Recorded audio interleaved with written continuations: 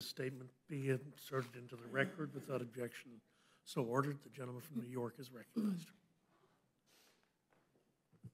Thank you, Mr. Chair, Mr. Ranking Member, for giving me the opportunity to testify on the amendments that I have submitted to the FAA Reauthorization Act. Since before I was elected to Congress, my district has been afflicted by excessive aviation-related noise. I campaign on addressing these issues, and today, with the amendments and testimony, I'm following through on my commitment to offer relief to my constituents. If enacted, the changes I will be seeking today will lower the permissible decibel levels that aircrafts can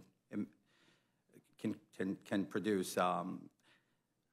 Request studies to analyze the development of noise abatement technology, the effect of airport noise on communities within 10-mile radius of an airport, and inquire into the success of the Next Gen program. In addition, I propose an amendment that will allow airport ramp staff to receive hazard pay. Since taking office, I visited with people of New York's third who have begged me to take action on this matter, often with tears in their eyes. Most people will suppose this is an exaggeration, but most people have no idea what it is to live right next to one of the largest airport hubs in the country.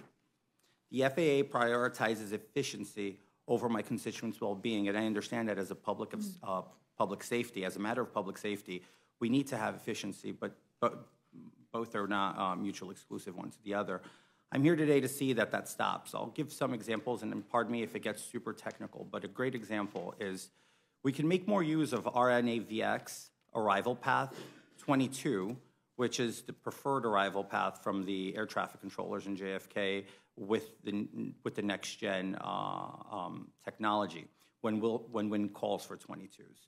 RNAV is a next gen path created to use 22s under certain conditions, low winds, less volume. In addition, before 22I ILS South was created, RNAV overlaid the VOR approach to 22s, the only approach used then for JFK arrivals in 22. Air traffic control was able to use RNAV path as a sole 22 approaches when it was VOR. Why wouldn't they be able to do it and make it more use of it today? It simply comes down to ground operation capital projects. We understand that air traffic control's preferred JFK arrival runway is 31S. However, they don't use it as often as they'd like to do due to insufficiencies in ground operations. Since the runway used for 31 arrivals do not have a taxiway to support high volume landings, air traffic control then calls for 22. Even if the conditions aren't calling for 22, they make it work with the configuration at hand. So long story short, Next Gen has been implemented since 2012. All I'm requesting in one of the amendments is that we do an extensive review over the last 10 years to see how it's impacted the lives of the people living within a 10-mile radius of an airport. I'll give a perfect example. As born and raised in New York City, I've lived within 1.5 miles of LaGuardia Airport my entire life. I'm 34 years old, 35 later this week. I've grown used to it, but I don't believe that it should be a way of life that should burden everybody. I appreciate expansion of airport. I appreciate the expansion of competition, lower rates, and opportunity to travel. The issue here at hand is it's just to see and give a realistic approach for the people living within the path of a flight. So just to give you guys some numbers, between June 24, 2023 and July 9, 2023, there are 395 hours. During that time frame, only 7 runways were elected to be used at JFK for landing, for arrivals. 325 of those hours, they selected the same runway approach, which is the 22L and the 22R, which causes for 82% of all arriving traffic to take the same exact route every re-entry to JFK, causing for an unprecedented amount of hurt for these people for a span of 13.5 days.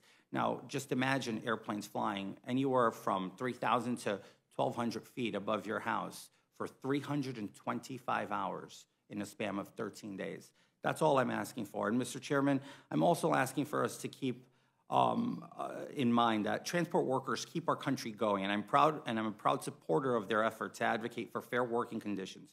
Airlines posted record profits in 2022. We assisted them throughout the pandemic. I think it's only fair that we consider and institute a hazard work pay environment for agents working on the ramp at airports across the country. It gives them a better quality of life and better access to health care.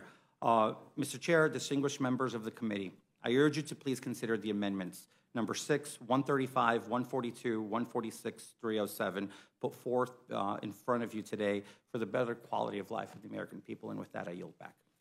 Chair thanks the gentleman. The gentleman yields back. Chair recognizes the gentlelady from Georgia.